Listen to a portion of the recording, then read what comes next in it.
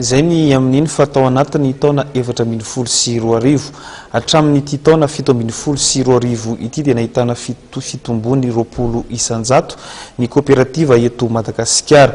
Atao anatiny taona 440 540 dia 9 ireo vao niforona na raha toa ka 530 tamin'ny taona 540 940 nahatratra hatramin'ny 700 ireo niforona ny taona 940 ka hatramin'ity taona 740 ity.